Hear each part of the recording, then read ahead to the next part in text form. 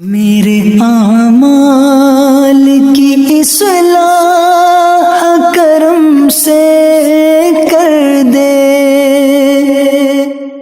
الحمدللہ رب العالمین والصلاة والسلام علی سید المرسلین، اما بعد فاعوذ باللہ من الشیطان الرجیم، بسم اللہ الرحمن الرحیم۔ پڑھیے الصلاة والسلام علیک یا رسول اللہ وعلی آلک واصحابک یا حبیب اللہ، الصلاة والسلام علیک یا نبی اللہ وعلی آلک واصحابک یا نور اللہ۔ پیارے پیارے اسلامی بھائیوں اور مدنی چینل کے ناظرین، پیارے آقا مدینے والے مصطفیٰ صلی اللہ تعالی علیہ وسلم کا فرمان عالی شان ہے کہ اللہ پاک کی خاطر آپس میں محبت رکھنے والے جب آپس میں ملیں، ہاتھ ملائیں اور نبی پاک صلی اللہ تعالی علیہ وآلہ وسلم پر درود بھیجیں تو ان کے جدا ہونے سے پہلے دونوں کے اگلے پچھلے گناہ بخش دیے جاتے ہیں۔ اللہ اکبر! ذرا سوچئے کہ یہ کتنی بڑی بات ہے کہ صرف ملاقات کرنی ہے، سلام کرنا ہے، مصافحہ کرنا ہے، درود پاک پڑھنا ہے، اب دونوں کے جدا ہونے سے پہلے دونوں کے اگلے پچھلے گناہ بخش دیے جاتے ہیں۔ اس سے ایک اور بات بھی سیکھنے کو ملتی ہے کہ شریعت کیا چاہتی ہے کہ مسلمان ایک دوسرے سے محبت سے رہیں، محبت سے ملیں، پیار سے رہیں، کیونکہ جب آپ کسی کو سلام کرتے ہیں، کسی سے مصافحہ کرتے ہیں، گرم جوشی سے ملتے ہیں تو دل میں پیار پیدا ہوتا ہے نا۔ مطلوب کیا ہے شریعت کو کہ مسلمان مل کر رہیں۔ دیکھیں نا، مسکرانا صدقہ ہے، مسکرا کر ہم نے سجدہ تو نہیں کیا، تلاوت تو نہیں کی، اللہ کا نام بھی نہیں لیا، پھر کیوں ثواب مل رہا ہے؟ کیونکہ ہم مسکرائیں گے تو ماحول اچھا ہوگا، ہم مسکرائیں گے تو دلوں میں خوشیاں بٹیں گی۔ ایثار کرنے پر جنت کی بشارت ہے۔ مجھے کسی چیز کی ضرورت ہے، میں اپنے کسی بھائی کو دے دوں، جنت کی بشارت ہے۔ اس میں کوئی بظاہر دیکھا جائے تو عبادت تو نہیں ہے، نہ تلاوت ہے، نہ ذکر ہے، نہ درود ہے، نہ سجدہ ہے، نہ روزہ ہے، بندہ بندے کے ساتھ اچھا برتاؤ کر رہا ہے، اللہ جنت دے رہا ہے۔ اس سے کیا مطلب ہے؟ یہ سیکھو، یہ بات سمجھنے والی ہے کہ شریعت کو مطلوب یہ ہے کہ مسلمان جدھر بھی رہیں محبت سے رہیں، پیار سے رہیں، ایک دوسرے کا خیال کر کے رہیں۔ دنیا میں اگر محبت کا، پیس کا، امن کا درس اگر کوئی مذہب دیتا ہے تو وہ ہمارا اسلام دیتا ہے۔ ہم چونکہ اسلام کی تعلیمات سے دور ہیں نا، ہم نے پڑھا ہی نہیں ہے، تو لوگ ہمارے اسلام کے بارے میں باتیں کر رہے ہوتے ہیں اور ہم جناب سن رہے ہوتے ہیں کہ یار اسلام وائلنس کرتا ہے، اسلام کی وجہ سے، معاذ اللہ کہ اسلام کی وجہ سے پرابلم ہے۔ یہ بھول ہے ان لوگوں کی، وہ اسلام سے دور ہیں۔ اگر کسی مسلمان اسلام کے طریقے پر عمل نہیں کر رہا تو اس کی وجہ سے ریلیجن کو برا بھلا نہ کہا جائے۔ ہمارا اسلام تو ڈے ون سے الحمدللہ اگر پڑھیں تو امن کا، پیار کا، محبت کا، ایثار کا، قربانی کا درس دیتا ہے، دوسروں کے بھلے کا درس دیتا ہے۔ اور آپ یہ دیکھیں کتنی پیاری حدیث ہے کہ دو مسلمان ملیں، سلام کریں، ہاتھ ملائیں، درود پاک پڑھیں، دونوں کے گناہ معاف ہو جاتے ہیں۔ اللہ کرے کہ ہم سلام کو عام کریں۔ یہ سلام کو عام کرنا خود ایک ایسا عمل ہے کہ جس سے تکبر دل سے دور ہوتا ہے، محبت بڑھتی ہے، پیار بڑھتا ہے۔ لیکن آج بھی بڑا معاملہ عجیب ہے، لوگ سلام نہیں کرتے، بس عجیب عجیب اسٹائل ہے لوگوں کی ملاقات کے، اور سناؤ کیا حال ہے، hello, good morning, good evening. اتنا پیارا ملاقات کا طریقہ ہمیں شریعت نے دیا ہے مگر ہم اس کو فالو نہیں کرتے، حالانکہ یہ نیکیاں کمانے کا سمجھ لیں آسان طریقہ ہے۔ السلام علیکم ورحمۃ اللہ وبرکاتہ اگر کوئی کہتا ہے تو سبحان اللہ، اس کو ایک روایت کے مطابق 30 نیکیاں مل جاتی ہیں۔ ایک روایت کے مطابق دو مسلمان آپس میں ملتے ہیں، ان پر 100 رحمتیں نازل ہوتی ہیں، جو سلام میں پہل کرتا ہے اس کو 90 مل جاتی ہیں۔ یعنی فری میں نیکیاں کما رہے ہیں آپ، لیکن پھر بھی شاید روز 100 بندوں سے ملتے ہیں مگر سلام نہیں کرتے۔ چلیں آج سے نیت کر لیں انشاءاللہ کہ سلام بھی کریں گے اور سلام میں پہل بھی کریں گے۔ پہلے میں سلام کروں، وہ سلام کرے اس سے پہلے میں کر لوں، اس کا ثواب زیادہ ہے، اس سے دل صاف ہوتا ہے، تکبر دور ہوتا ہے۔ کچھ لوگوں کا اسٹائل ہے، کہتے ہیں یار میں کیوں پہلے سلام کروں، میں سیٹھ یہ نوکر، میں بڑا یہ چھوٹا، میں افسر یہ ماتحت۔ شیطان دماغ میں کہیں کھیل رہا ہوتا ہے کہ نہیں یار تم کیوں سلام میں پہل کرو، یہ آئے یہ آ کر سلام کرے، آپ پہل نہ کریں۔ یہ وہ شیطان کا وار ہے جو انڈیلیبریٹلی بھی غیر محسوس انداز میں وہ دماغ میں ڈال دیتا ہے اور انسان تکبر میں مبتلا ہو جاتا ہے۔ تکبر کو توڑنا ہے نا تو سلام میں پہل کرنا شروع کر دو. میری اور آپ کی اوقات کیا ہے؟ جس کے سبب کائنات بنی ہے، جو وجہ تخلیق کائنات ہیں. رسول اللہ صلی اللہ تعالی علیہ وسلم کی عادت مبارکہ تھی کہ جب کوئی دربار مصطفیٰ میں آتا میرے آقا سلام میں پہل فرماتے تھے. ساری دنیا غلام ہی ہے نا نبی پاک کی، صحابہ سارے غلام، سارے امتی آتا تھا، آقا سلام کرتے تھے. سوچو. اور پھر ایک اور خوبصورت بات بتاؤں کہ صحابہ کرام کے بارے میں آتا ہے، کبھی کبھی صحابہ کرام سوچتے کہ یار جب جاتے ہیں نبی پاک کی سلام میں پہل فرماتے ہیں، آج ہم جائیں گے اور آج ہم پہل کر دیں گے. پلان کر کے جاتے تھے. کہتے ہیں ہم پلان کر کے جاتے تھے مگر اس سے پہلے کہ ہم سلام کرتے نبی پاک کی سلام ارشاد فرماتے تھے. اور ایمان افروز بات سننی ہے اور ایمان تازہ کر دوں آپ کا. ہاں مزہ آ جائے تو شکرانے میں 3 دن مدنی قافلے کی نیت کر لینا. ہاں ایسی بات کرنے جا رہا ہوں کہ انشاءاللہ کہتے ہیں نا مزہ نہ آئے تو پیسے واپس. آئے ہائے. علماء کہتے ہیں آج بھی جب کوئی امتی مدینے جاتا ہے نا، روضہ رسول پر جاتا ہے، سنہری جالیوں پر جاتا ہے، اس سے پہلے کہ وہ سلام عرض کرے سرور کائنات اپنی عادت کے مطابق آج بھی سلام پہلے ارشاد فرماتے ہیں. آئے ہائے. یہ ہے مدینہ. کیوں نہ ترسے ہم مدینے جانے کو، کیوں نہ جائیں روضہ رسول پر. ارے جہاں سرکار خود سلامتی کی دعا دے دیں امتی کی تو وارے نیارے ہو جائیں گے نا. مگر یہاں ہمارے لیے بڑی جس کو کہتے ہیں نا چوٹ ہے کہ وہ کونین کے والی ہو کر سارے غلاموں کو سلام میں پہل کریں اور ہم امتی ہو کر گناہ گار ہو کر سلام میں سستی کریں. آؤ نیت کر لو انشاءاللہ. جس کو جانتے ہیں جس کو نہیں جانتے سب کو انشاءاللہ سلام کریں گے انشاءاللہ، اور سلام میں پہل بھی کریں گے انشاءاللہ. اب ذرا سلام سیکھ بھی لو، یہ بھی بڑا پرابلم ہے، سلام کرنا بھی نہیں آتا. ہاں سلام کی تلفظ ہی ٹھیک نہیں ہے. السلام علیکم، السلام علیکم، یہ سلام نہیں ہے، بلکہ بعض اوقات تو اس کے میننگ ہی آؤٹ ہو جاتے ہیں. سلام کیا ہے؟ السلام علیکم ورحمۃ اللہ وبرکاتہ. مل کر پڑھ لو. جواب کیا ہے؟ وعلیکم السلام ورحمۃ اللہ وبرکاتہ. دوہرا لیں. ماشاءاللہ. اچھا اب اس کے آگے اور کچھ نہیں ہے. اب کچھ لوگ یا تو سلام کرتے نہیں اور کرتے ہیں تو اتنا لمبا کرتے ہیں، جنت المقام، دوزخ الحرام، پتہ نہیں کیا کیا آگے ملا رہے ہوتے ہیں. وہ جتنا کرنا ہے اتنا ہی کر لو بھائی، جو شریعت نے حکم دیا ہے. اور بہت ساری چیزیں پڑھنے والی، درود شریف پڑھو نا، ملاقات کر کے درود شریف پڑھیں. تو جتنا ہمیں بتایا گیا ہے اس کے بعد ایڈیشن نہ کریں.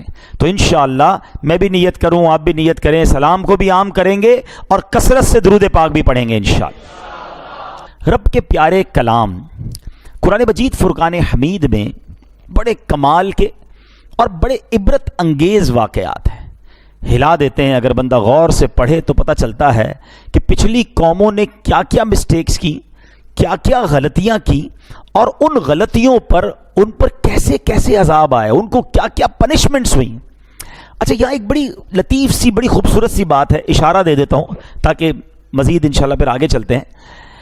کہ سرکار علیہ الصلوۃ والسلام کی امت جو ہے وہ سب سے آخر میں دنیا میں آئی. حالانکہ سب سے اول، سب سے افضل، سب سے اعلیٰ نبی پاک علیہ الصلوۃ والسلام ہیں، آئے سب سے آخر میں اور امت بھی سب سے آخر میں آئی. اس کی ریزن کیا ہے؟ علماء نے بڑی حکمتیں بیان کی ہیں، مگر ایک بڑی خوبصورت حکمت ہے. دیکھیں پچھلی جتنی قومیں ہیں ان کی غلطیاں، ان کی مسٹیکس ہم تک پہنچ گئیں. ہم گواہ ہیں کیونکہ قرآن میں موجود ہے. حضرت نوح علیہ السلام کی قوم، حضرت ابراہیم علیہ السلام کی قوم، حضرت شعیب علیہ السلام کی قوم، حضرت لوط علیہ السلام کی قوم، ان قوموں نے کیا کیا سب قرآن میں موجود، ہمیں پتہ چل گیا. ہمارے بعد کوئی امت نہیں ہے. اللہ اکبر. علماء کہتے ہیں اس امت کے گناہوں کا پردہ رکھنا تھا، اس لیے محبوب کی امت کو سب سے آخر میں بھیجا گیا. ہمارے گناہوں پر کوئی اور شاہد نہ ہو، کوئی اور گواہ نہ ہو، یہ محبوب کی امت پر ایک خاص احسان ہے. اور سبحان اللہ کیا خوبصورت بات کہ آج جو عیب کسی پر نہیں کھلنے دیتے ہیں. نبی پاک کی شان دیکھو کہ ایسی رحمت ہوئی ہے کہ عیب کسی پر نہ کھلیں. آج جو عیب کسی پر نہیں کھلنے دیتے، کب وہ چاہیں گے میری حشر میں رسوائی ہو. انشاءاللہ وہاں بھی عیبوں پر وہ پردہ ڈالیں گے. لیکن میرے پیارے اسلامی بھائیوں، پچھلی قوموں کے واقعات، دیر از اے بگ سبجیکٹ، ہمیں پڑھنا ہے، سمجھنا ہے اور اپنی ذات میں ان غلطیوں سے بھی تو بچنا ہے نا. پچھلے لوگوں کی مسٹیکس جان کر, اس پنشمنٹ کو جان کر مجھے اور آپ کو بچنا ہے. آج ایک ایسی قوم کا واقعہ, اور ایسا واقعہ, پنشمنٹ ایسی دی گئی کہ کائنات میں کسی کو ایسی پنشمنٹ نہیں ملی. کئی قوموں پر الگ الگ عذاب آئے, آندھی آئی, آگ کا عذاب آیا, جناب ان کے درمیان جو ہے وہ پانی خون بن گیا, اور بڑے عذاب آئے, طوفان کا عذاب آیا. مگر یہ ایسی قوم تھی کہ جن کے چہرے ہی بدل دیے گئے, ان کو بندر بنا دیا گیا. انسان, جی ہاں انسان منکی بن گیا. اور یہ 1 2 4 لوگ نہیں, ہزاروں کی تعداد میں یہ لوگ بندر بنا دیے گئے. What is the reason behind this? اس کے پیچھے وجہ کیا تھی؟ یہ ایک ایسی سٹوری ہے جو قرآنک سٹوری ہے. بچے بیٹھے ہیں, ینگسٹر بیٹھے ہیں, ہم اپنے بچوں کو نہ جانے کتنے واقعات اور سٹوریز بتا رہے ہوتے ہیں. ارے قرآن کے واقعات پڑھیں نا, جس میں سبق بھی ہے, ثواب بھی ہے. اب سنیے, بنی اسرائیل کے لوگ سمندر کے کنارے ایلا نامی گاؤں میں رہتے تھے. یہ سب فشر مین تھے, مچھیارے تھے, مچھلیاں پکڑتے تھے. ان کا روزگار یہی تھا اور بڑا اچھا کام چل رہا تھا, مچھلیاں پکڑ رہے تھے. اب ان کے لیے ایک آزمائش ہوئی, ان کو ایک ایگزامینیشن میں ڈالا گیا, اللہ کی طرف سے کوئی امتحان آیا. دیکھیں شریعت کی باؤنڈری جو ہے نا وہ ہمارے لیے ہمیں فالو کرنا ضروری ہے. ان کے لیے باؤنڈری کیا بنا دی گئی کہ یہ لوگ سیٹرڈے والے دن جو ہے نا مچھلیاں نہیں پکڑ سکتے. پورا ہفتہ حکم ہوا مچھلیاں پکڑو, سیٹرڈے کو آپ نے ہفتے والے دن مچھلیاں نہیں پکڑنی ہیں. اچھا, اور امتحان کیا تھا کہ سیٹرڈے کو مچھلیاں زیادہ آتی تھیں, ہفتے والے دن مچھلیاں جو ہیں وہ زیادہ نظر آتی تھیں. یار اتنی مچھلیاں, اور ہمیں منع کر دیا گیا. اب یہ امتحان ہے. آج بھی بہت سارے ایسے امتحان ہیں ہمارے ساتھ کہ جو بندہ کہتا ہے یار یہ نہیں کرنے کی اجازت, اس میں تو بڑا مزہ ہے, سود لینے میں تو بڑا فائدہ ہے بھائی, بڑے پیسے, کچھ کمانا بھی نہیں, ویسے ہی گھر بیٹھے پیسے آ رہے ہوتے ہیں. یہ والا بھی فلاں جوا کھیل لوں, اتنے پیسے لگاؤں گا, اتنے ملٹی پلائی ہو جائیں گے. طرح طرح کے کوئنز آ گئے ہیں, پتہ نہیں کیا کیا انٹرنیٹ پر چیزیں سنا آ گئی ہیں. جناب رات کو پیسے لگاتے ہیں, صبح ڈبل ہو جاتے ہیں. شریعت نے منع کیا ہے. ہاں یہی امتحان ہے, تمہیں روکا گیا ہے, تمہارا کام رک جانا ہے. زیادہ پیسے دیکھ کر, زیادہ مزہ دیکھ کر, زیادہ انجوائمنٹ دیکھ کر اسلام کی باؤنڈری کو نہیں توڑنا ہے.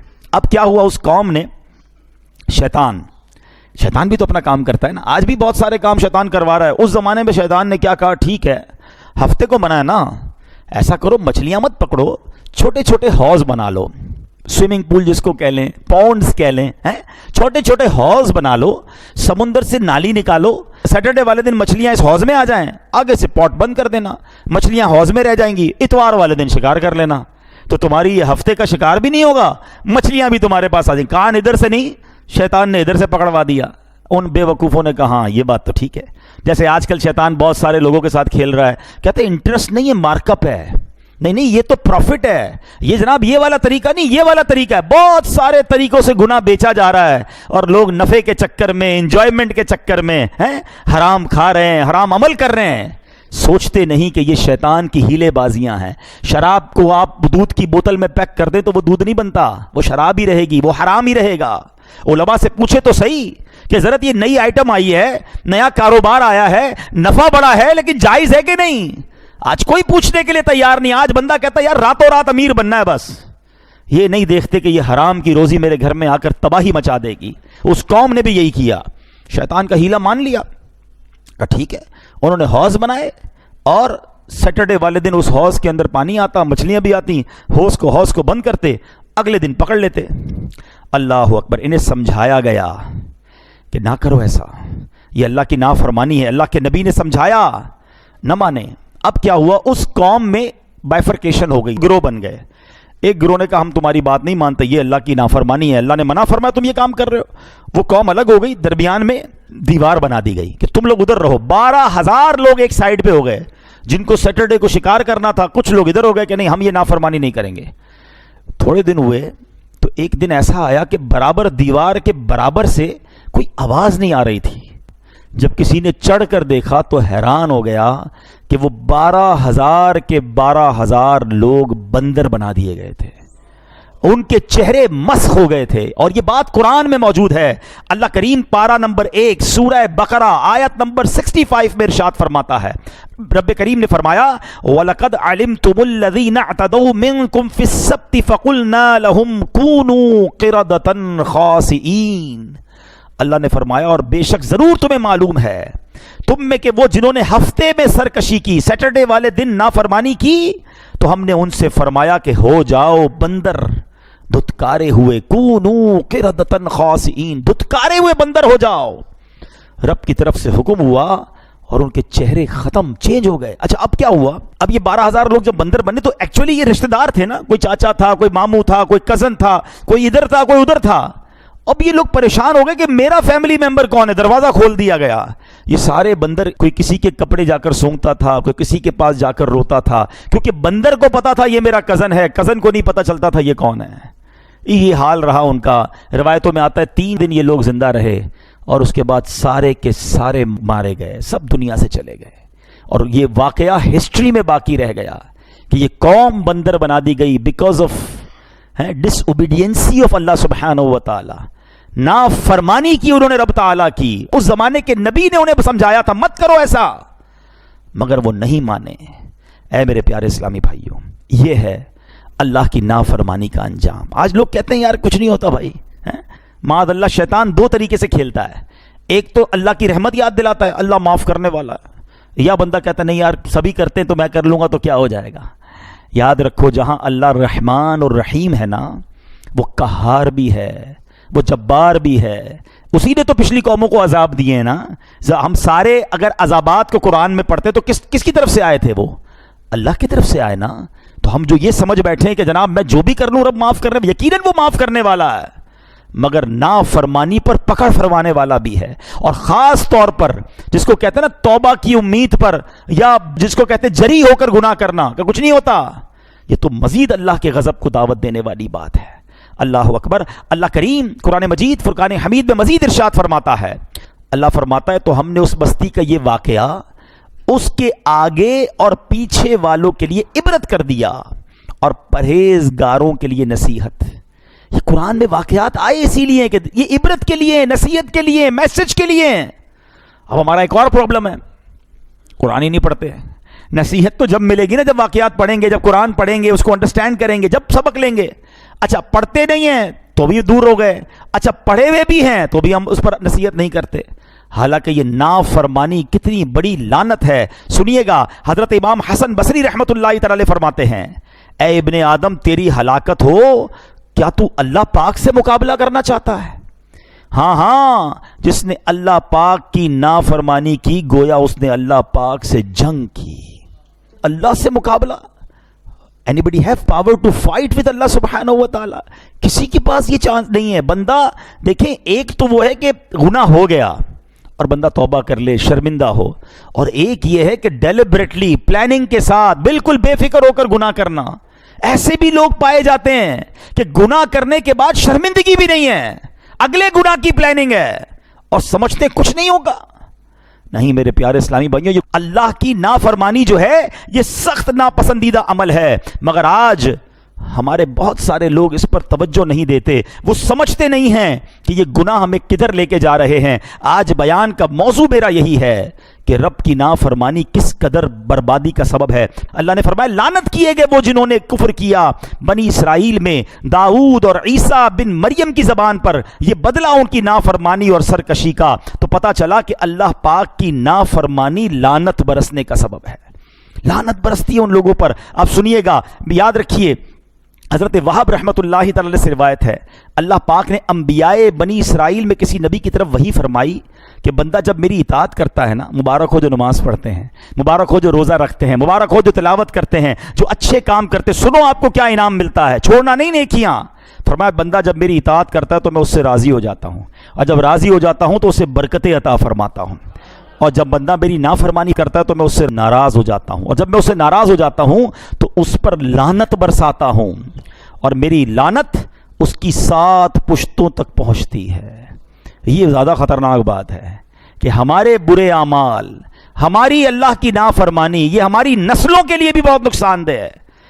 انسان کی نیکی جو ہے وہ اس کی نسلوں کے لیے فائدے کا باعث بنتی ہے۔ تو اے میرے پیارے اسلامی بھائیوں، بہت گناہ کر لیے، بڑی نافرمانیاں کر لیں، اب اللہ کی رضا والے کام کرنے ہیں اور زندگی ایسے گزارنی ہے جو رب کی نافرمانی میں نہ گزرے۔ ذرا سوچے نا، پچھلی قوموں میں کیا کیا غلطیاں کی تھیں ہیں؟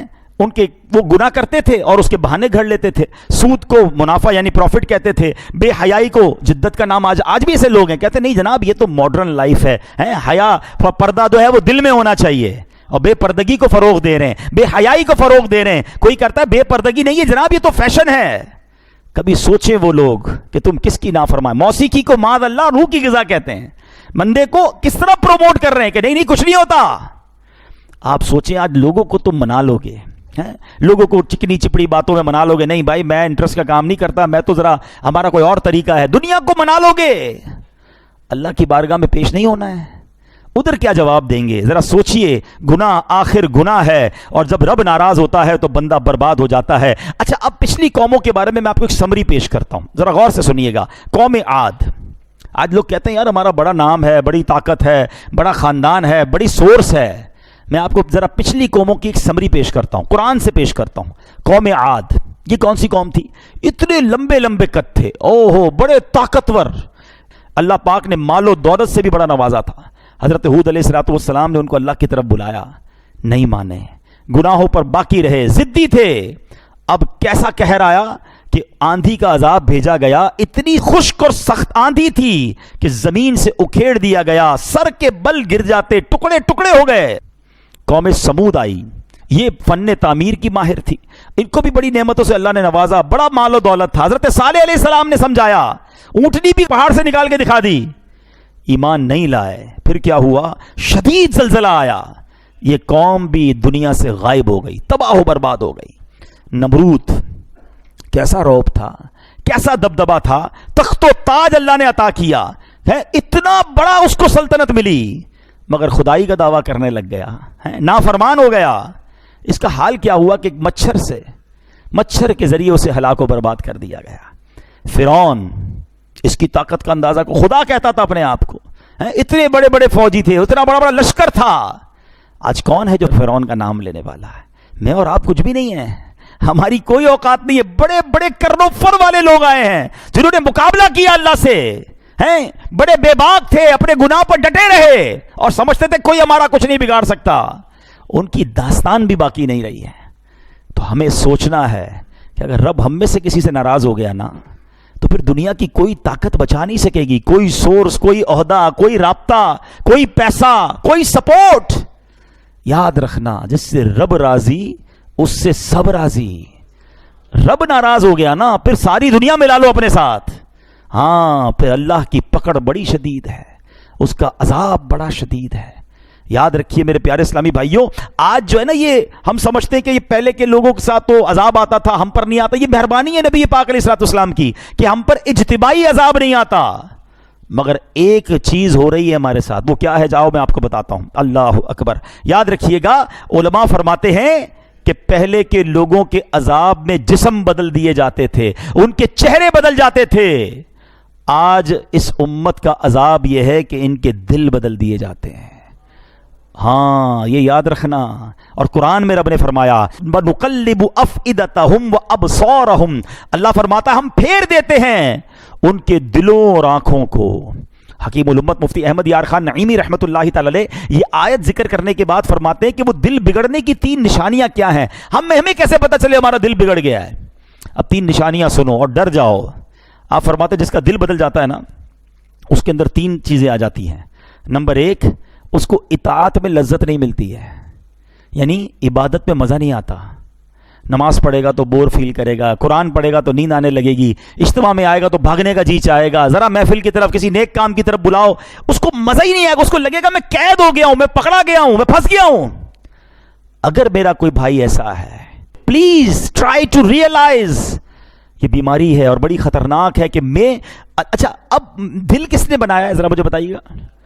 اللہ نے بنایا, اور میرے دل کو اللہ کی یاد میں مزہ نہیں آ رہا. اس کا مطلب کیا ہوا؟ حالانکہ دلوں کا سکون رب نے خود قرآن میں فرمایا ہے, الا بذکر اللہ تطمئن القلوب, اللہ کے ذکر میں دلوں کا چین ہے. جب رب نے دل بنایا اور رب فرما رہا ہے دلوں کا چین میرے ذکر میں ہے, مجھے کیوں نہیں مزہ آ رہا؟ کہیں دل بدل تو نہیں گیا, کہیں دل پلٹ تو نہیں گیا؟ یہ وہ عذاب ہے جس کے بارے میں لوگ نہیں سوچ رہے. آؤ دوسری بات کی طرف. وہ فرماتے 3 نشانیاں ہیں, دل چیک کر لو اگر دل بگڑنے کی. مفتی احمد یار خان نعیمی فرما رہے ہیں, فرماتے ہیں دوسرا گناہ سے خوف نہ کرنا, گناہ کرے اور خوف بھی نہ آئے.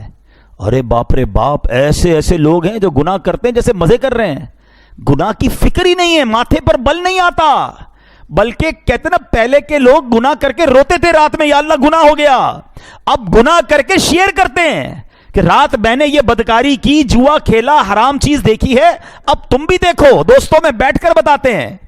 ایک میں نے روایت پڑھی تھی, اتنا دل ہلا دینے والا جملہ تھا کہ کتنا بدبخت ہے وہ شخص جس نے گناہ کیا, اللہ نے اس کے عیب پر پردہ ڈالا, کسی کو پتا نہیں چلا, مگر وہ خود اپنے دوستوں کو بتاتا ہے کہ میں نے یہ گناہ کیا ہے. رب نے چھپایا اس کا گناہ, مگر اس نے خود آشکار کیا کہ نہیں نہیں, میں تو یہ بھی حرام کام کرتا ہوں, میری تو فلاں جگہ دوستیاں ہیں, میں تو ادھر جا کے جوا کھیلتا ہوں, معاذ اللہ ادھر نشہ کرتا ہوں. سوچتا نہیں ہے کہ تم کیا کر رہے ہو. گناہ پر خوف نہ آنا, فرمایا یہ بھی دل بگڑنے کی نشانی ہے. اور تیسری نشانی کہا کسی کی موت سے عبرت نہ پکڑنا. ہائے ہائے ہائے, یہ تو واقعی ایسا معاملہ ہے کہ آئے دن جنازے ہو رہے ہیں, آئے دن ہم قبرستان جاتے ہیں. کووڈ کے زمانے میں تو کیسے کیسے لوگ چلے گئے, اور آج بھی روز جا رہے ہیں. ہمارے آس پاس سے جنازے اٹھتے ہیں, اور جوان جوان لوگ بعض اوقات چلے جاتے ہیں. ہم حیران ہو جاتے ہیں کہ یار 20 سال 25 سال 30 سال 40 سال, کل ٹھیک تھا, فوراً چلا گیا. ان جنازوں سے بھی ہمیں عبرت نہیں ہے. قبرستان میں بھی ہم نے دیکھا, آپ نے بھی دیکھا ہوگا, لوگ قبرستان جا کر بھی ہنسی مذاق کر رہے ہوتے ہیں. شب برات میں گئے ہوں گے قبرستان, وہاں بھی موبائل سب چل رہے ہیں, کوئی ٹینشن ہی نہیں ہے. حالانکہ یہ نہیں سوچتے کہ ساری قبریں, کل مجھے بھی کسی قبر میں آنا ہے. جاؤ نا رات کو 3 بجے قبرستان, جو شب برات تو چلے گئے تھے, ابھی ذرا جا کے دکھائیں. نہیں رات کو قبرستان جانے میں خوف آئے گا, اکیلے کیسے گریو یارڈ میں جاؤں گا. آج تمہیں زندہ ہو کر قبرستان جانے میں خوف آ رہا ہے, 4 دوست بھی ساتھ لے جاؤ. جب یہی دوست کاندھے پر اٹھا کر قبر میں ڈال آئیں گے تب خوف نہیں آئے گا. تب کی تیاری کب کرو گے؟ میں دوبارہ ریپیٹ کرتا ہوں یہ تینوں باتیں کہ وہ 3 سبب جو دل بگڑنے کی نشانیاں ہیں کہ دل کسی کا الٹ دیا جائے, وہ کیا ہے؟ فرمایا اطاعت میں یعنی عبادت میں لذت کو نہ آنا, نمبر 2 گناہ سے خوف نہ کرنا, اور نمبر 3 کسی کی موت سے عبرت نہ پکڑنا. سوچ لو, اگر ایسا ہے نا میرے ساتھ تو اب ٹائم آ گیا ہے سر جھکانے کا, ٹائم آ گیا معافی مانگنے کا. ورنہ کہیں بگڑے دل کے ساتھ دنیا سے چلا گیا نا, پھر تو مارا جاؤں گا. اگر عبادت میں دل نہیں لگ رہا تو اللہ سے ہی مانگو, اللہم اعنی علی ذکرک و شکرک و حسن عبادتک, اللہ میری مدد کر. اللہ سے ہی مدد مانگ رہے ہیں کہ میں تیرا ذکر کروں, تیرا شکر کروں, تیری اچھی عبادت کروں. ہم اللہ سے مدد مانگے نا, یا اللہ میں تیری عبادت کرنا چاہتا ہوں, میرا دل نہیں لگ رہا ہے, مانگو نا اس سے. لیکن اگر یہ فیلنگز ہیں کہ دل نہیں لگ رہا تو اب توبہ کا وقت زیادہ آ گیا ہے. معافی مانگو اللہ سے. میں کتنا بد نصیب ہوں کہ اللہ کے گھر میں آتا ہوں اور چین نہیں آتا, حالانکہ یہ ہے ہی چین کی جگہ, یہ ہے ہی سکون کی جگہ. تو اللہ سے مدد مانگو. شیطان کا ایک اور وار, یار تیرا دل تو لگتا نہیں نماز میں, مزہ تو آتا نہیں اچھی باتوں میں, تلاوت کرتا ہے تو نیند آنے لگتی ہے, چھوڑ دے پھر فائدہ کیا. ہاں یہ مت کرنا کہ شیطان تمہیں بہکائے, جو تھوڑا بہت کر رہے ہو اگر وہ بھی چھوڑ کر چلے گئے تو پھر تو گئے نا, پھر تو آؤ گے کیسے واپس. میں اس کا آپ کو سولوشن بتاتا ہوں. سولوشن یہ ہے کہ جس کو نماز میں دل نہیں لگ رہا, تلاوت میں دل نہیں لگ رہا, اچھے کاموں میں دل نہیں لگ رہا نا, وہ کیا کرے. اس کو میں دنیاوی اگزامپل کے ذریعے سمجھاتا ہوں. مثال کے طور پہ کسی کو بخار ہو جائے تو کیا ہوتا ہے, منہ کڑوا ہو جاتا ہے نا. آپ نے دیکھا ہوگا جس کو بخار ہو اس کو کھانا اچھا نہیں لگتا ہے, ایون گھر والے بھی اچھے نہیں لگتے, دوست بھی اچھے نہیں لگتے, کیونکہ طبیعت خراب ہے. مگر جب آپ کو بخار ہوتا ہے, منہ کڑوا ہوتا ہے, آپ کھانا چھوڑ دیتے ہیں؟ نہیں. آپ کیا کہتے ہیں, یار ابھی طبیعت خراب ہے, 3-4 دن رہے گی, کھانا کھاؤ جیسا بھی لگ رہا ہے, تھوڑے دنوں کے بعد جب میری طبیعت ٹھیک ہو جائے گی تو کھانا بھی اچھا لگنے لگے گا, فیملی بھی اچھی لگنے لگے گی, ماحول بھی اچھا لگنے لگے گا. ایسا ہی ہے نا, کیونکہ ہمیں یہ پتا ہے جب بھی بخار آئے گا, بیمار ہوں گے تو چند دنوں کے لیے سب چیزیں بری لگ رہی ہیں. بالکل ایسے ہی جب کوئی گناہوں کا بیمار ہو جاتا ہے نا تو اس کو نیکیوں میں مزہ نہیں آ رہا ہوتا, تلاوت میں مزہ نہیں آ رہا ہوتا. جب آپ کو ایسی فیلنگ آئے نا کہ یار مجھے نماز میں, روزے میں, تلاوت میں, ذکر میں, محفل میں, اجتماع میں, مسجد میں مزہ نہیں آ رہا, فوراً ریئلائز کر لو کہ یار بیمار ہو گیا ہوں. اب کیا کرنا ہے, عبادت نہیں چھوڑنی ہے, توبہ بھی کرنی ہے, استغفار بھی کرنا ہے, معافی بھی مانگنی اور آتے رہنا ہے. ہوگا کیا کہ چند دنوں کے بعد جب یہ دل سے گناہوں کا ورق ہٹے گا نا تو سجدوں کی لذت آنا شروع ہو جائے گی. عبادت میں دل لگنا شروع ہو جائے گا, تلاوت کا نور ملنا شروع ہو جائے گا, کیونکہ وہ بیماری کے دن چلے جائیں گے. اب بیماری بھی رہوں اور دوائی بھی نہ لوں تو بیماری تو اور بڑھ جائے گی نا. کچھ لوگ اس لیے بھاگ جاتے ہیں, یار میں مسجد میں جاتا ہوں مزہ نہیں آتا, ارے اب تو اور مسجد میں جانا ہے. قرآن پڑھتا ہوں دل نہیں لگتا, ارے اب تو اور قرآن پڑھنا ہے. میں ذکر کرتا ہوں مجھے نیند آنے لگتی ہے, ارے اب اور ذکر کرنا ہے کیونکہ دل بیمار ہو گیا ہے. مجھے اس بیمار دل کو صاف کرنا ہے. اگر یہ بیماری بڑھ گئی تو کہیں ایمان ہاتھ سے نہ چلا جائے. یاد رکھیے علماء فرماتے ہیں کہ ایمان جانے کا ایک سبب یہ بھی لکھا کہ بندہ گناہ کرتا رہتا ہے یہاں تک کہ دل سخت ہو جاتا ہے اور آخری وقت بندے کا ایمان بھی چھین لیا جاتا ہے. دل سخت مت ہونے دینا, دل کالا مت ہونے دینا, دل بگڑنے مت دینا. اگر فیل ہو رہا ہے نا کہ یار دیر از سم تھنگ رانگ, آج ہمیں پتا چلے کہ یار میری زبان میں اچانک لکنت آ رہی ہے, پیر صحیح چل نہیں رہا ہے, ہاتھ میں کپ کپاہٹ آ رہی ہے, آنکھیں دیکھ نہیں رہی ہیں, کان صحیح سن نہیں رہا, تو ہم چھوڑتے نہیں ہیں اس کو. ارے کوئی بات نہیں, پیر نہیں چل رہا, ایک تو چل رہا ہے نا, فوراً ڈاکٹر کے پاس, فوراً کلینک. یار اچانک کیا ہو گیا, مجھے دکھائی نہیں دے رہا, مجھے سنائی نہیں دے رہا, میرا پیر سیدھا نہیں ہو رہا. فوراً جسم میں جہاں گڑبڑ ہوئی ہم نے ڈاکٹر کو, لیبارٹری کو پکڑ لیا. ارے جب تمہارے ایمان کے معاملے میں, تمہاری عبادت کے معاملے میں گڑبڑ شروع ہو گئی ہے, تمہیں نماز میں دل نہیں لگ رہا, تمہارا تلاوت میں دل نہیں لگ رہا, تمہارا سجدوں میں دل نہیں لگ رہا, تم دعا کے لیے ہاتھ اٹھاتے ہو آنسو نہیں بہ رہے, تمہیں یاد مدینہ نہیں تڑپا رہی, سمجھ لو میں بیمار ہو گیا ہوں. اب مسجد چھوڑ کر مت جانا, اب اللہ کی بارگاہ میں سر جھکا دینا کہ مولا بیمار بن گیا ہوں, مولا گناہوں نے ورق چڑھا دیا ہے, دل سیاہ ہونے لگ گیا ہے, اے اللہ دل بگڑنے لگ گیا ہے, کریم کریم مدد کر. اللہم اعنی علی ذکرک و شکرک و حسن عبادتک. مانگو نا اپنے رب سے, وہ کریم ہے, وہ تمہارا دل صاف کر دے گا, وہ تمہارے دل سے یہ گناہوں کی عادت چھڑا دے گا. بس فکر رکھنا کہ دل بدل نہ جائے, اور موت کسی کی سن کر بھی تمہیں عبرت نہیں آتی تو سمجھ لو دل بگڑ گیا ہے. ارے پہلے کے لوگ پتہ ہے کیسے ہوتے تھے؟ آج مجھے اور آپ کو کسی کے جنازے میں جانا ہو نا تو بڑا آسان ہے ڈھونڈنا, یار اس کا بیٹا کون ہے, اس کا بھائی کون ہے, کیونکہ ایک بندہ ہوگا جو یا تو رو رہا ہوگا یا بڑا افسردہ ہوگا اور سارے لوگ اس سے مل رہے ہوں گے. ایسا ہی ہے نا, پہلے ایسا نہیں تھا. پہلے کے زمانے میں ڈھونڈنا مشکل تھا کہ میت کا رشتہ دار کون ہے. کیوں؟ سبھی رو رہے ہوتے تھے, جنازے میں سب رو رہے ہوتے تھے. اس لیے نہیں کہ میت سے پیار ہوتا تھا, اس لیے کہ سب کو اپنی موت یاد آ رہی ہوتی تھی, سب کو یہ خیال آ رہا ہوتا تھا آج یہ گیا ہے, کل میری باری ہے, آج میں نے اس کو قبر میں اتارا ہے, کل مجھے اتاریں گے. مسجد میں ایئر کنڈیشن چل رہا ہے, کتنے مزے سے ہم بیٹھے ہیں, تھوڑی دیر لائٹ چلی جائے نا 10-15 منٹ کے بعد ہم نہیں بیٹھ سکیں گے, گرمی ہونے لگے گی. یہ میری اور آپ کی اوقات ہے. کبھی ہم نے سوچا کہ قبر کی گرمی کیسے برداشت ہوگی؟ ایک سوراخ نہیں چھوڑتے دوست, کہتے یار یہ سوراخ ہے اس میں بھی مٹی ڈال دو بھائی, قبر میں ایک سوراخ کو بھی بند کرو. ہاں, جس سے رب راضی ہوا اس کی قبر میں بھی رونق ہی رونق ہوگی, اس کی قبر جنت کا باغ بنے گی. فرمایا اتنی وسیع ہو جائے گی جدھر تک نظر جائے گی ادھر تک قبر وسیع ہو جائے گی. تو گزارو ایسی زندگی کہ قبر بھی روشن ہو جائے. اے میرے پیارے اسلامی بھائیو, اللہ ناراض ہوتا ہے تو کیسا غضب ہوتا ہے. ایک واقعہ میں آپ کو سناتا ہوں, اللہ اکبر. ایسا واقعہ ہے کہ ہلا دیا نا جس نے. حضرت منصور بن عمار رحمت اللہ تعالی فرماتے ہیں, میرا ایک دینی بھائی تھا, مجھ سے بڑی عقیدت رکھتا تھا, میری نگاہ میں تو بڑا عبادت گزار بھی تھا کیونکہ تہجد بھی پڑھتا تھا, خوف خدا سے رونے والا بھی تھا. ایک مرتبہ مجھے خبر ملی کہ وہ میرا دینی بھائی بیمار ہو گیا ہے. میں اس کے پاس گیا اور دیکھا کہ وہ بہت کمزور ہو چکا ہے, گھر کے درمیان لیٹا ہے, چہرہ اس کا کالا ہو گیا ہے, آنکھیں اس کی نیلی ہو گئی ہیں. میں نے کہا بھائی لا الہ الا اللہ کی کثرت کرو. تو اس نے اپنی آنکھیں کھولیں, بڑی مشکل سے میری طرف دیکھا, پھر بے ہوش ہو گیا. میں نے دوبارہ اسے کہا لا الہ الا اللہ پڑھو, آنکھیں کھولیں, مجھے دیکھا, پھر دوبارہ آنکھیں بند کر لی. اب میں نے سختی سے اس کو کہا کہ لا الہ الا اللہ پڑھو, کلمہ پڑھو, میں نہ تجھے غسل دوں گا, نہ تجھے کفن پہناؤں گا, نہ تیرا جنازہ پڑھوں گا, کیونکہ وہ بہت کلوز تھا آپ سے. تو بندہ پتہ کیا کہتا ہے, کہتا حضور میرے اور کلمے کے درمیان رکاوٹ کھڑی کر دی گئی ہے. میں نے کہا لا حول ولا قوت الا باللہ, تیری نمازیں کدھر گئیں, کہاں گئے روزے, وہ تہجد, وہ راتوں کی دعائیں کدھر گئیں؟ تو وہ کہتا ہے اے منصور میں یہ سارے کام تو کرتا تھا مگر اللہ کی رضا کے لیے نہیں کرتا تھا, میں لوگوں کو دکھانے کے لیے کرتا تھا. مجھے تہجد گزار کہا جائے, مجھے عبادت گزار کہا جائے, مجھے نیکوکار کہا جائے, میں لوگوں کے لیے کرتا تھا. تنہائی میں جب ہوتا تھا نا, اکیلے میں, تو دروازہ بند کرتا تھا تو خوب گناہ کرتا تھا. شراب پیتا تھا، بے حیائی کرتا تھا، بدکاریاں کرتا تھا. ایک بار جب میں نے بہت نافرمانی کی تو میں بہت بیمار ہو گیا، مجھے اپنے بچنے کی امید نہیں رہی.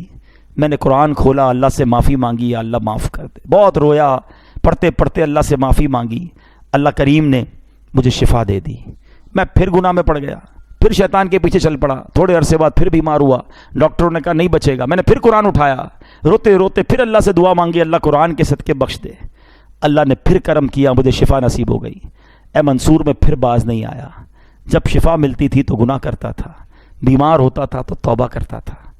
تیسری بار میں پھر گناہوں میں پڑ گیا، بڑے گناہ کیے. اب جب پھر اللہ تعالیٰ نے بیمار کیا، پھر میں پریشان ہوا. اب قرآن اٹھایا تو قرآن کا ایک لفظ میری زبان سے ادا نہیں ہو رہا. میری زبان پر لاک لگا دیا گیا ہے، میں قرآن نہیں پڑھ پا رہا ہوں. اللہ کی بارگاہ میں نے کہا یا اللہ تو مجھ سے سخت ناراض ہے، اے اللہ مجھے معاف کر دے. کہتا ہے منصور مجھے غیب سے آواز آئی کہ جب تو بیمار ہوتا ہے تو توبہ کرتا ہے، جب تندرست ہو جاتا ہے تو گناہ کرنے لگ جاتا ہے، جب تکلیف میں مبتلا ہوتا ہے تو اللہ کو یاد کرتا ہے، روتا ہے، اور جب اللہ پاک تجھے نجات دیتا ہے تو پھر گناہوں میں پڑ جاتا ہے. کیا تجھے موت کا خوف نہ تھا؟ تو عقل رکھتا ہے، سمجھ رکھتا ہے، پھر بھی غفلت میں پڑا رہا. تو نے کتنی بار اللہ سے وعدہ کیا مگر ہر بار تو نے وعدے کو توڑ دیا. حضرت منصور کہتے ہیں وہ بتاتا جا رہا تھا، روتا جا رہا تھا، اور جب کہتے میں تو اس کے پاس سے اٹھ کر چل گیا کہ اب اس بندے کا اور کیا ہو سکتا ہے. میں جیسے ہی دروازے کے باہر نکلا اس بندے کا بغیر کلمہ پڑھے انتقال ہو گیا. اب سچ بتاؤ ہمارا حال کیا ہے؟ مشکل آئے. کئی لوگ مسجد میں دکھتے ہیں، ہاتھ میں تسبیح ہوتی ہے، سر پر ٹوپی ہوتی ہے، کو کیا ہوا یار بس قرضہ بہت بڑا ہو گیا ہے، نوکری چھوٹ گئی ہے، گھر والے بیمار ہیں، والد ہاسپٹل میں ہیں. اللہ یاد آ گیا ہے، مسجد یاد آ گئی ہے. جدھر وہ مسئلہ حل ہوا، جدھر وہ پرابلم ختم ہوئی، بندہ ہی بھاگ گیا مسجد سے دور. کیا اس لیے اللہ کی عبادت ہے؟ اللہ تمہیں اس لیے یاد آتا ہے کہ جب مشکل آئے تو رب یاد آیا، اور اللہ نے آسانی دی تو اسی کی ناراضگی والے کام مت کرو میرے پیارے اسلامی بھائیوں. ایسا خوشی میں بھی رب کے ساتھ رب کی رحمت کو پکارتے رہو، عبادت کرتے رہو. اور اگر کوئی تکلیف اور کوئی آزمائش آ جائے پھر بھی ہم اللہ کا در چھوڑ کے کدھر جائیں گے؟ اس کریم کے سوا ہمارا کون ہے؟ وہ ناراض ہو گیا تو مارے جائیں گے. آؤ میرے پیارے اسلامی بھائیوں، سچی توبہ کر لو، اللہ کی بارگاہ میں سر جھکا دو. وہ بڑا کریم ہے، وہ پچھلے گناہوں کو معاف فرما دے گا اگر بندہ صدقے دل سے توبہ کر لے اور آئندہ گناہ نہ کرنے کا پکا ارادہ کر لے. میں اللہ سے میں بھی دعا کرتا ہوں اور آپ بھی دعا کریں کہ رب کریم ہمیں سچی توبہ نصیب فرما. امام حسن بصری فرماتے دیکھو نیکی کیا چیز ہے. آپ فرماتے جب بندہ نیکی کرتا ہے نا تو یہ نیکی اس کے دل میں نور اور بدن کی طاقت بن جاتی ہے. آپ کچھ واقعی نیک لوگوں کو دیکھیں گے نا، ان میں بڑی انرجی ہوگی، بڑی عمر کے بھی ہو جائیں گے مگر آپ کو حشاش بشاش ہر وقت آپ کو ایکٹیو نظر آئیں گے، کیونکہ ان کے اندر ایک روحانی طاقت آ گئی ہوتی ہے. آج کے دور میں دیکھنا ہے تو 73 ایئرز کی ایج ہے، میرے پیر و مرشد کو دیکھ لو، جوان تھک جاتے ہیں وہ نیکی کر رہے ہوتے ہیں. یہ کیا ہے؟ وہ کہتے ہیں موسیقی روح کی غذا ہے. نہیں، ذکر اللہ روح کی غذا ہے. تم اللہ کی عبادت کرو، اللہ تمہارے دل کو بدن کو توانا کر دے گا. امام حسن بصری فرماتے ہیں کہ جو نیکی کرتا ہے تو یہ نیکی اس کے دل میں نور اور بدن کی طاقت بن جاتی ہے، اور جب بندہ گناہ کرتا ہے تو یہ گناہ اس کے دل میں اندھیرا کرتا ہے اور بدن کو کمزور کر دیتا ہے. آپ کو کئی جوان ملیں گے جو بالکل لاغر سے ہر وقت تھکے تھکے سے نظر آئیں گے. دیکھو کہ کہیں نیکی سے دور تو نہیں ہو گئے. تم نیکی کرو، اللہ تمہیں روحانی طاقت عطا فرما دے گا. تو آئیے میرے پیارے اور محترم اسلامی بھائیوں، آج میں بھی نیت کر لوں اور آپ بھی نیت کر لیں، کیونکہ یہ گناہ جو ہے نا، اللہ کی نافرمانی، یہ اتنا برا عمل ہے کہ جب یہ قحط ہو جاتا ہے نا، کبھی تو روایتوں میں آیا کہ جو جانور ہے نا وہ بھی نافرمان انسانوں پر لعنت بھیجتے ہیں کہ یہ قحط سالی ان انسانوں کے گناہ کی وجہ سے ہے. جانور بھی لعنت بھیجتا ہے اس بندے پر جو اللہ کی نافرمانی کر رہا ہے، یعنی وہ جانور سے بھی بدتر ہو گیا نا. تو بس انشاءاللہ اب نافرمانی نہیں کرنی، اور اب انشاءاللہ اب ساری زندگی نیکیوں والی گزارنی ہے انشاءاللہ. صلو علی الحبیب. میرے اعمال کی اصلاح